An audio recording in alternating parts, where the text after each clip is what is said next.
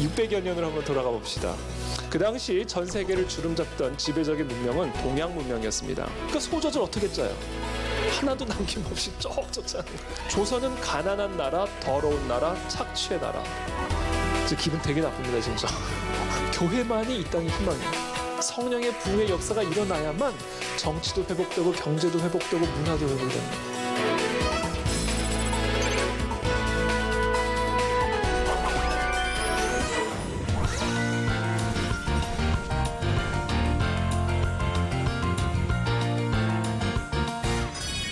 그렇게 미신의 나라, 이게 조선이었다는 거죠.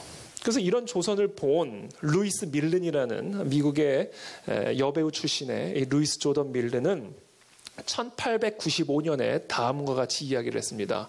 조선은 망할 것 같다. 아마 그 당시 이 조선의 상황을 본 아마 합리적인 결론이었을 것 같아요. 특별히 이 서구인들의 눈에 비춰본 이 조선은요, 곧 망할 것 같다. 1895년에 그렇게 예언을 했으니까요, 10년 뒤 사실상 을사늑약으로 결국은 나라가 뺏기죠. 그렇죠. 결국 조선은 망했습니다. 이 루이스 조던 밀른의 예언대로 정확하게 10년 뒤 또는 15년 뒤에 조선이 완전히 망하게 되죠. 당시 루이스 밀른을 만나가지고 우리가 지금 타임머신을 타고 돌아가가지고 1895년에 돌아가서 이 루이스 밀른에게 당신의 말대로 15년 뒤에 조선은 일본에 의해서 완전히 망했습니다. 하지만 지금부터 100년 후에 조선이 세계에서 손꼽히는 부국이 되어 있을 것이요 라고 일러준다면 그 루이스 밀른이 믿었을까요? 안 믿었을까요? 택도 없는 소리라고 아마 비웃음을 넘어서 아마 미친 사람 취급을 했을지 모릅니다.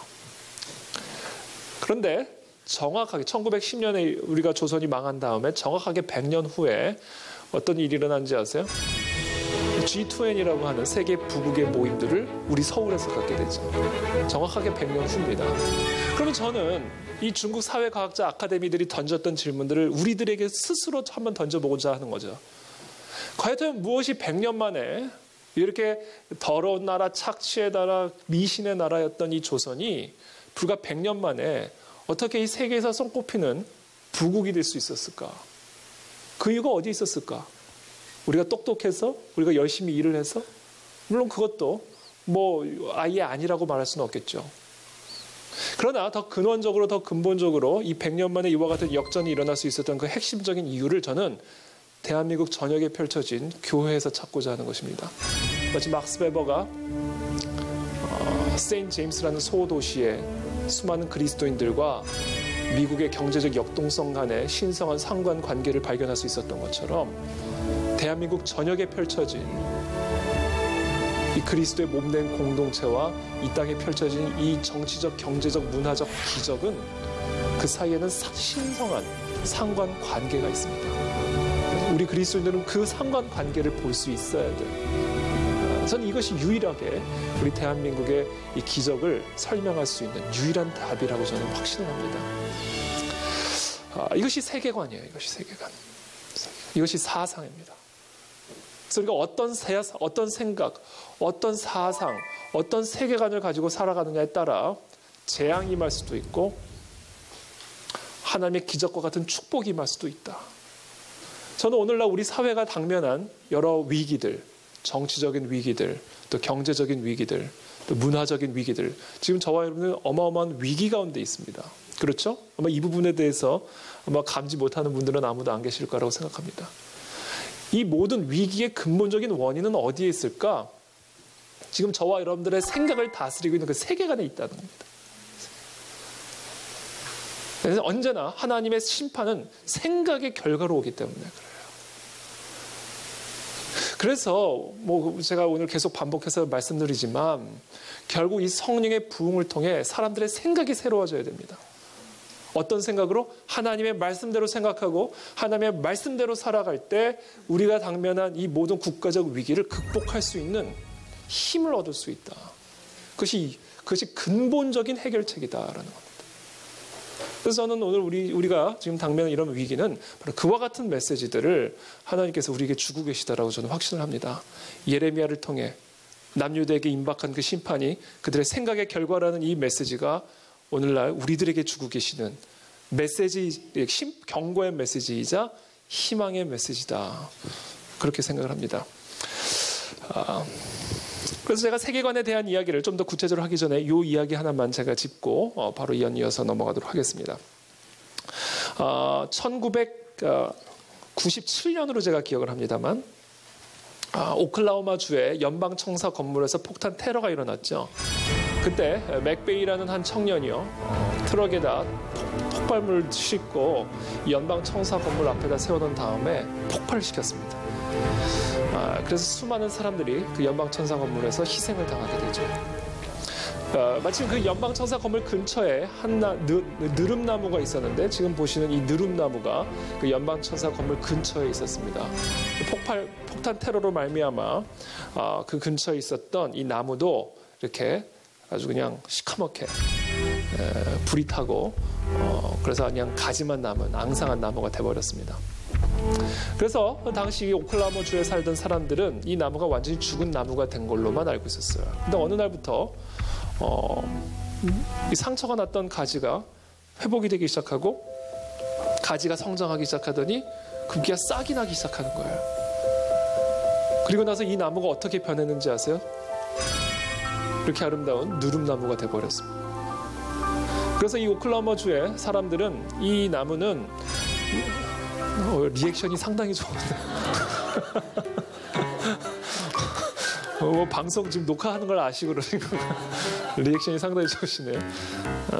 그래서 이 오클라호마 주의 주민들이 이 땅에서 폭탄 테러로 희생당한 그 희생자들의 생명, 희망을 상징한다고 해서 이 나무에 Survivor Tree라는 이름을 붙여주고 주에서 직접 관리하는 아주 기념물이 됐습니다. 그래서 미국의 전역에서 이 나무를 보기 위해서 방문을 한다고 합니다.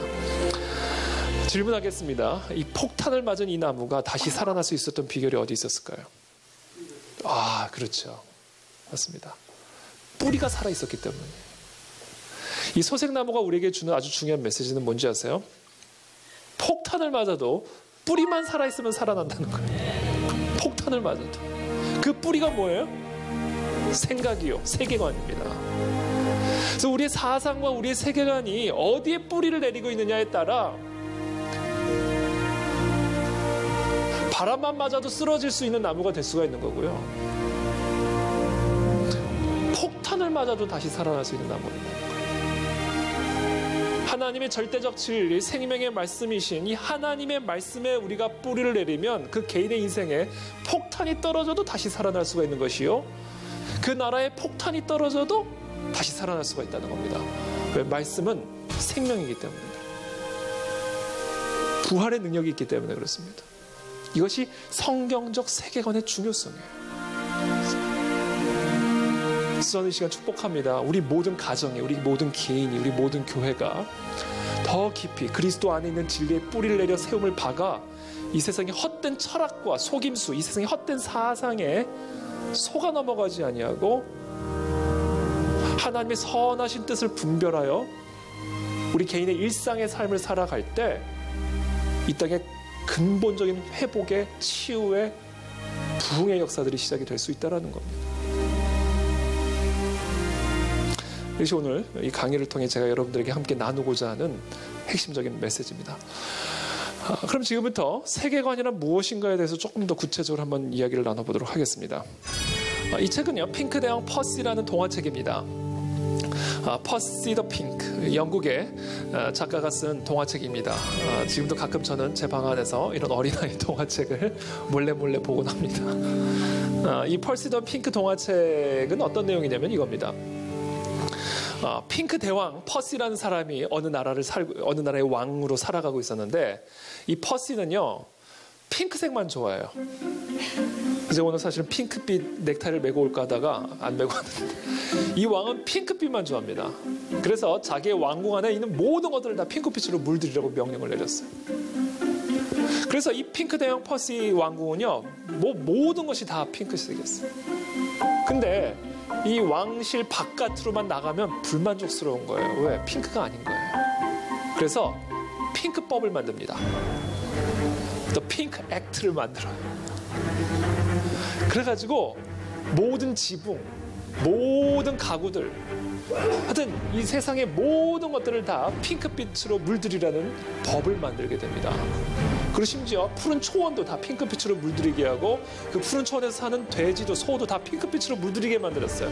그래서 급기야 푸른 초원이 아닌 핑크빛 초원에 핑크빛 소돼지가 나뒹구는 말도 안 되는 세상이 만들어진 거예요.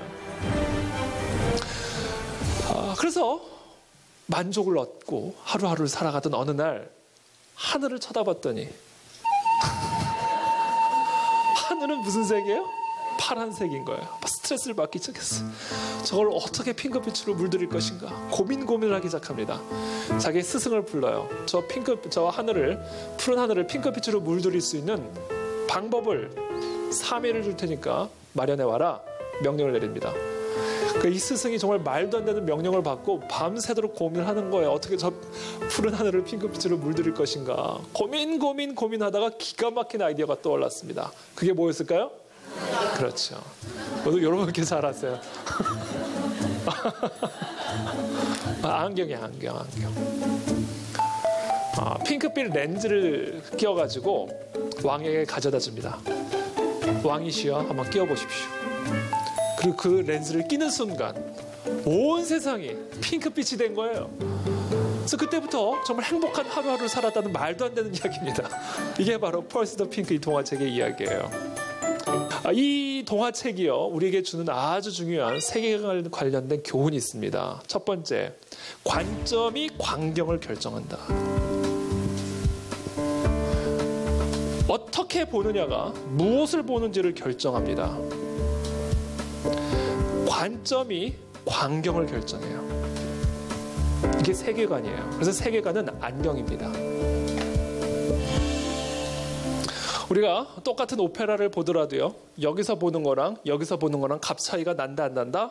어마어마하게 납니다. 여기서 보면 숨소리까지 들리지만 여기서 보면요 위통수만 보다 나옵니다. 똑같은 오페라를 보는데도 어디서 어떻게 보느냐에 따라 완전히 다른 걸 본다. 자, 관점이 광경을 결정하는 겁니다. 두 번째, 관점은요 문화를 만들어냅니다. 성경적 세계관이 다스리던 그 땅에서는 성경적 문화가 일어나기 시작하고 이슬람적 세계관이 다스리는 그 땅에서는 이슬람적 문화가 발달이 되고 유교적 세계관이 다스리는 그 땅에서는 유교적 문화가 일어나는 거예요. 그래서 관점이 무엇을 보는지를 결정짓고요. 더 나아가서 관점이 어떻게 행할지를 결정지어줘요. 그래서 그 특정한 관점을 토대로 선과 악을 분별을 하기 시작하고요. 어떤 특정한 관점을 토대로 한 문화와 문명이 발달이 된다.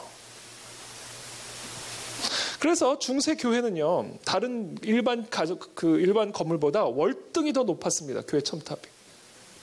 이것은 어떻게 사람의 집이 하나님의 집보다 더 높이 세울 수 있느냐라는 이런 특정한 중세 성경적 세계관이 반영된 건축 양식입니다. 그 관점이 문화를 만들어내는 거예요. 캄보디아에 갔더니 앙코르와트 사원보다 모든 그 건물들이 다 낮아야 되는 법이 있었대요. 그런 것들이 다 세계관의 열매인 거죠. 관점이 문화를 만드는 거죠. 반면에 오늘날 이 시대 현대 사회에 가장 높은 건물들은 어떤 건물들이에요? 기업의 건물들입니다. 얼마 전에 우리 롯데타워 개장식을 했잖아요. 이것은 이 물질주의적 세계관이 다스리고 있다는 것을 이런 건축 양식을 통해 보여주고 있는 것이죠. 처럼 관점은 문화를 만들어낸다. 세 번째, 이 세계관 관련해서 아주 중요한 세 번째 포인트가 있습니다. 그건 뭐냐면 관점은 신념이다. 믿음이에요. 그래서 결국 무슨 얘기냐면 믿는 대로 보는 거예요. 자기가 믿는 대로 보게 되어 있습니다. 사람은 하나님이 살아계신다. 그럼 그 살아계신 하나님은 살아계신다라는 관점으로 세상을 보고요. 하나님은 존재하지 않았다, 존재하지 않는다라면 그와 같은 믿음으로 세상을 바라보고 하나님은 죽었다라고 한다면 그와 같은 관점으로 세상을 보는 거예요. 그래서 기본적으로 세계관은 믿음이에요. 신념입니다. 그래서 이 핑크대왕 퍼시는 우리에게 아주 중요한 교훈을 줍니다. 관점이 광경을 결정한다. 그리고 더 나아가 관점은 문화를 만든다. 세 번째, 관점은 신념이다. 그래서 세계관은 다양한 것으로 비유가 가능한데 그중에 가장 저는 제일 좋은 비유가 바로 안경이다라는 비유다. 안경. 여러분 여기 안경 쓰신 분들도 계시지만 우리가 성경적 세계관으로 무장을 한다는 이야기는요. 성경을 공부한다는 의미보다 한참 게 더 나아가는 겁니다. 제가 잠깐 안경을 벗겠습니다. 너무 충격받지 마세요. 교육적인 목적을 위해 충격받지 마세요. 여러분 우리가 안경을 시력이 나쁜 분들이 전 지금 여러분들이 다 뿌옇게 보입니다. 다 뿌옇게 제대로 안 보여요. 제 시력이 나쁘기 때문에 그렇죠. 관점이 좋지가 않아요. 쉽게 말하면 관점이 타락한 상태입니다. 여러분들이 잘 안 보여요. 그래서 좌충우돌할 수밖에 없고 넘어질 수밖에 없어요. 더러운 것을 깨끗한 것인 것을 알고 집을 수도 있고요.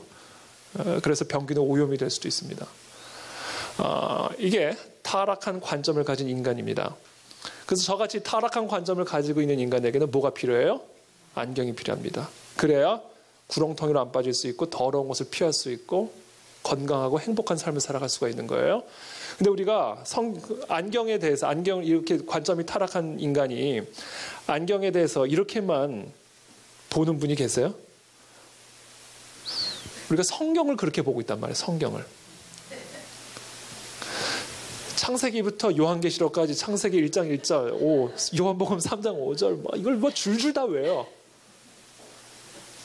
근데 성경을 계속 이렇게만 봐요. 이렇게. 그리고는 살아갈 때는 이러고 그냥 살아가는 거예요. 분명히 성경을 알고 있고 성경을 들고 있는데 성경을 모르는 사람하고 똑같은 모습으로 살아간다라는 거예요. 이게 오늘날 이 시대가 흔들리고 있는 핵심적인 위기입니다. 저는 여기에 위기의 근원이 있다고 봐요. 그래서 저와 여러분들이 이 땅의 회복과 변화를 위해서 해야 될 일은 아주 단순해요. 뭔지 아세요? 쓰면 돼요, 이거를. 이거면 끝나는 거예요, 이거면. 근데 여기서 여기까지 가는 게 왜 그렇게 어려운지 모르겠어요. 그렇죠? 이게 돼야 되는 게. 그래서 우리가 성경을 공부하는 수준을 넘어서 이제 무엇을 해야 되면 성경을 써야 됩니다. 이게 우리가 써야 할 안경이에요. 홀리 글라시스 성경입니다. 그래서 이제 우리가 성경을 들고만 다닐 것이 아니라 이제는 성경대로 보고 성경으로 보고 그리고 성경을 따라 살아가는 모습. 이게 진짜 지금 이 시대에 필요한 부분이다라는 겁니다. 그렇지 않으면 정말 희망이 없어요.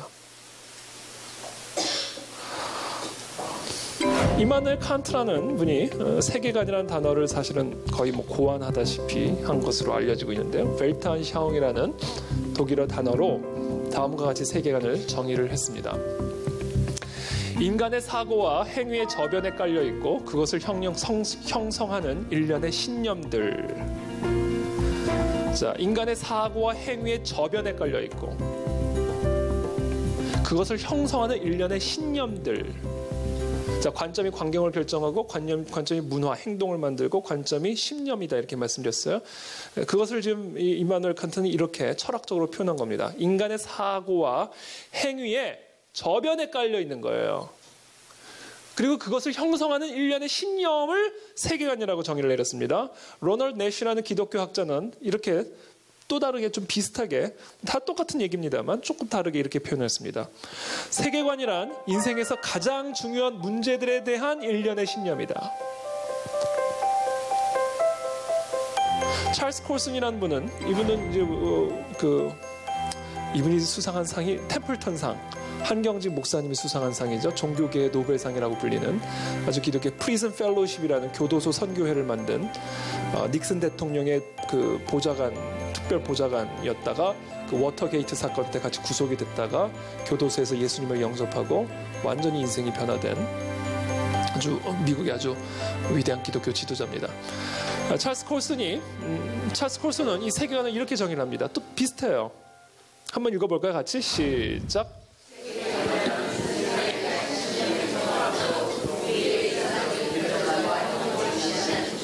그렇죠. 세계관이라는 것은 이 세상에 대한 신념이고 그 신념이 우리의 일상적인 결정과 행동을 지시한다는 겁니다.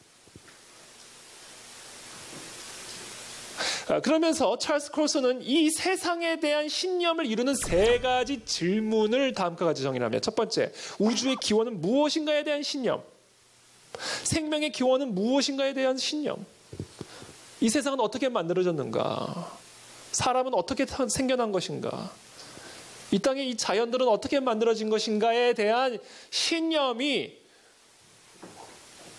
우리의 일상적인 결정과 행동을 지시하는 세계관의 첫 번째 질문이요 신념이다라는 겁니다. 예컨대 이 질문에 대한 답은 크게 두 가지가 가능합니다. 첫 번째, 뭐예요? 하나님이 창조하셨다라는 거죠. 두 번째, 자연이 창조했다라는 것, 진화론입니다. 그러니까 창조론과 진화론, 이것이 일반적인 이 질문에 대한 두 가지 신념이에요. 그래서 진화론은 절대로 생명과학, 지구과학에서 머물러 있지 않아요. 반드시 이 생명의 기원의 문제는 어떻게 살 것인가, 무엇이 선과 악이냐, 윤리학, 법학, 정치학, 사회학, 그로 반드시 진화하게 됩니다. 그래서 창조론과 진화론은 모든 세계관의 뿌리가 돼요. 뿌리가. 하나님이 살아계시냐, 하나님이 없냐에 대한 것이기 때문에 그래요. 그래서 우주의 기원은 무엇인가? 두 번째, 문제의 기원은 무엇이냐? 창조론에 따르면 무엇이 문제의 기원이에요? 제가 좀 이따 설명드리겠지만 사람이 하나님을 거역한 게 문제의 근원이에요. 근데 진화론에 따르면 뭐가 문제인지 아세요? 있지도 않은 하나님이 절대적인 진리로 인간을 억압하는 게 문제라고 봅니다. 그래서 사람 뇌 속에서 종교성을 뿌리 뽑는 게 행복의 근원이라고 봐요. 문제의 기원이 어디에 있냐면 절대적인 진리로 인간의 행동을 억압하는 데 문제가 있다고 보기 때문에 그래요.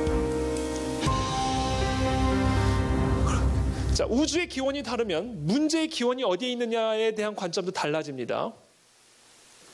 이 문제의 기원이 어디에 있느냐의 차이는 결국 회복의 기원을 어디서 찾을 것이냐로 귀결이 돼요. 그래서 살아계신 하나님이 이 세상을 창조하셨다. 그리고 그 하나님이 절대적인 질서를 함께 창조하셨다고 한다면 문제의 기원, 이 세상에 있는 모든 전쟁, 악, 질병, 가난, 불의, 이 세상에 존재하는 모든 문제의 기원은 어디에 있어요? 인간이 그 하나님을 떠난 것에 문제가 있는 거예요. 그러므로 이 땅의 회복은 어디서부터 시작이 되는 거예요? 하나님께로 돌아가는 것에서부터 모든 문제가 회복이 되기 시작하는 겁니다. 이게 복음이에요. 이게 성경적 세계관입니다. 반면에 진화론에 따르면 하나님은 없어요. 그래서 자연이 스스로 자연을 창조한 겁니다. 그렇다면 문제의 기원이 어디 있어요? 성경적 세계관이 문제인 거예요. 하나님은 없는데 왜 내 맘대로 못하게, 내가 먹으면 먹지, 내 눈에 보암직스러우면 좋은 거지, 근데 왜 먹지 말라고 해, 이거 아니에요. 태초부터. 그러니까 문제의 기원이 어디에서 찾냐면 이 사람들은요, 이 세상은요, 다양한 이야기를 하는 것 같지만 아니에요. 하나님의 존재가 불편한 거예요.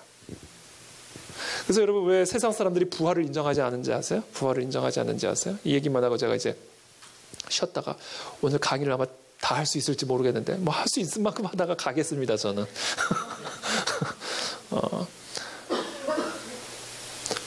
부활의 과학적, 역사적 증거를 들먹이는 것 같지만 아니에요, 사실은. 세상 사람들에게 역사적 증거를 제시해도, 의학적 증거를 제시해도 세상 사람들은 절대로 부활을 인정하지 않습니다. 왠지 아세요? 만약에 예수가 죽었다가 부활을 했다면 그분은 사람이 아닌 겁니다. 하나님인 거예요. 그래서 만약에 그리스도가 정말로 부활을 했다면 그리스도는 하나님인 거고요. 그러면 그분의 말씀을 들어야 되는 거예요. 그게 싫은 거예요. 이게 핵심적인 이유입니다. 내가 신노릇하고 있는데, 내가 보암직스럽고 내가 탐스러워서 먹겠다는데 그래서 사실 죽였던 거고요. 유대인과 서기관들이 그래서 죽였던 거예요. 그리고 부활했는데도 믿지 않는 겁니다. 이게 핵심적인 이유인 거예요. 이게 이 세상의 스피릿이라는 걸 여러분 믿는 것이에요.